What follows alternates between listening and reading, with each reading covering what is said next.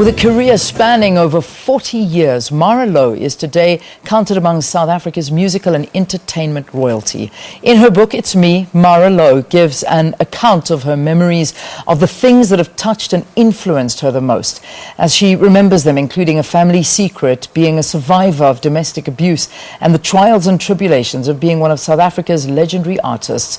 Marah Louw is here in studio to tell us more about her book and her life. Marah, what a pleasure to see you. Oh, it's a pleasure being here. Thank you for inviting me. You know, when people say that, no, you don't age, I understand what they're saying. There's no Photoshop here. I'm seeing you with my eyes. This is for real. It's amazing. I mean, how, you know, when you read a book like what you've written, you realize that you haven't had the easiest of lives. No. But you've managed to just make the best of it. Yeah. What drives you? What drives me is I've tried very hard not to let everything get me down. Okay, I've felt bad most of the times. I've been through real stress. I was even diagnosed with deep depression. Yeah. But I've managed to just pick myself up, dust myself off, and start all over again. And I think that's a lesson that we all need to learn. Yes, yes, it's very important, because you can't just live with all that baggage within you. You know, you need to let it go. Yeah. Yeah. Yeah. When we talk about the title of the book, which I love, It's Me, Marah. Yes. Who is Marah? Who are you? Marah is a woman that was born in 1952. I never hide my age. Yeah. I know, I like that, because you through the book you talk about every age, every year, exactly, and the way you I don't see the point, you know, of hiding. You know, he keeps saying to people, you're 29 or you're 39. They say, wow. Still? Yeah. So what drove me to write the book was I realized that my life has been quite an interesting journey. And but I realized as well that I didn't want to do it earlier, because I always had this little black book where I was jotting down every incident that has happened to me. Every little bit. You know, I think some women have got that book, that little black book. Yeah. You just write and no one knows about it. And sometimes I'd be sleeping at night, I'd wake up and go onto my PC and start putting things down and sometimes meeting people like family members or just friends, they remind you of something that happened 10 years ago. And I go, yeah, I remember that, and blah, blah, blah. And I go, yes, there we go. Yeah. You know, put it down. So I realized when I got to 50, I wanted to write the book. But then I thought, no, I want to do it when I'm 60. Yeah. Then I got to 60 in 2012. That's when I really started jotting things down. Then I was fortunate. Fortunate maybe is not the right word. I had a hip replacement in 2015. Yeah. And now you're grounded. Had to stay in bed. It's you, yourself, and a book. And the book. Yeah. So I thought, okay, now it's time for me to start writing. And it was, there were moments that were, I just couldn't even carry on, you know, when you start remembering all the horrible things. And there were moments when my daughter would be walking past my bedroom, and she'd hear me like at 1 o'clock in the morning laughing. And she'd peek and say, what's going on? I said, I've just remembered something crazy that happened in year ... Yeah. So it was a real self journey for you. And I mean, I imagine as much as you laughed, there were moments you cried as well. Yes. I think I cried a lot. I cried more than I laughed. Yeah. I mean, let's talk about some of those moments in your life. And I think one of the big things is obviously coming out of an abusive relationship. Yep. You know, I mean, and that is something that nobody wants to be in. Yes. What was it like for you? Why did you stay so long? You know, the funny thing is I've never spoken about my abuse. You know, I've been part of, you know, the women, you know, every year, June, is it December, you know, the month of no abuse against women and children. But I've never actually come out and say, you know, I've been there. I have experienced this, maybe even worse, but I don't think there's anything worse than what I went through. And what made me want to write about is the fact that what made me stay in this relationship for 11 years. I stayed in this relationship, and this guy was beating me up every chance he got. I mean, the other day I met one of the actors that I'm working with in the soapy that I'm doing, The Queen.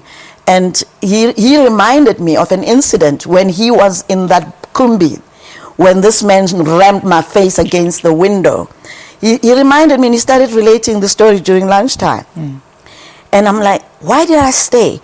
And I still cannot answer that question. Why do women stay in abusive relationships and for that long? I mean, only when I realized, when he started displaying things like throwing spears and sometimes brandishing a gun, not pointing it at me, but just like boasting about, what he can or cannot do.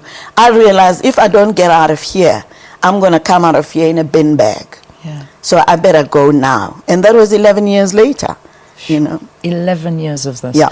Unbelievable. And one thing that's as well, which I think is quite incredible about this book, is that you're not hiding behind anonymous names. No. You are naming. I'm naming them because Why would you do that? Why are you coming out with these Why names? shouldn't I do that? And for me, it's very important. People walk around and people think they know these people for who they are. Yeah. I mean, people talk about me. I mean, the media will have a field day saying, yeah, Marah Louw this, Marah Louw down and out. Marah Louw's trending. And now you know what that means. Yeah. And I'm like, okay, they can mention my name. I'm going to talk about these people because this is the person that did this to me. This is the person, I talk about all the men I've loved before. Have there been a and few? they've got names. They've got names. Yeah. I didn't date January or February. I dated so-and-so and so-and-so. And this so-and-so is the one that did this to me. This one. Or I did this to this person. Yeah. It's not just one-sided. Exactly. I'm also talking about this is things your turn to talk, and boy did you talk, because I think one of the most incredible things that you came out with and you spoke about, which in my wildest dreams I cannot imagine this, is that your sister was in fact your mother. Yes. And your mother was your grandmother, and yes. you only found this out at 44 years old. 44, yeah. And you still speak about the fact that you don't have closure on this. Obviously, your sister died in 1972. In 1971. But your dad still around? Yeah, he's still around. He's somewhere in the Eastern Cape. And he's a very well-respected member of the community there. But he still hasn't given me closure, because all I have heard him say when I asked him what happened, I mean, he's got 10 children that I know of. I'm the firstborn of his children. Wow. So when I said, what happened? And all he keeps saying to me is circumstances. It's circumstances. And I'm like, what circumstances? Up till today, he still hasn't come out. Yeah. And I've made it clear that I need to just shift that focus away from him. And I'm hoping, because he's not a young man, he's probably in his late, he's 85 or something. I'm waiting for him to come and tell me what happened. Yeah. Until then, I want to have nothing to do with him. Amazing. What a story. I mean, and people need to read this. You really do. I mean, you talk about your relationship with Nelson Mandela, Walter Sisulu, Miriam Makeba. Yes. You shared the stage with the Jacksons. Yes. I don't know. At that time, Leanne, when we were in Japan in 1973, we were doing a show. We were invited. There was this festival they used to call the Summer Carnival. They had artists from around the world in Tokyo. That's the first time I actually was going over. I went overseas. So when we were there, no one was more important than the other one. Yeah. And the Jackson Fives, we didn't know the Jackson Fives in 1973 in South Africa, so he didn't mean anything. And now I think about it, when he was still like real African with a nice African nose. And so there was no one posing for photographs with Michael Jackson. And every time I think about this, what lost opportunity. Yeah. Amazing. Marah, I want to talk to you all day. I can't. I have to, unfortunately, wrap. But Marah Louw's book is out. This is a book you have to read.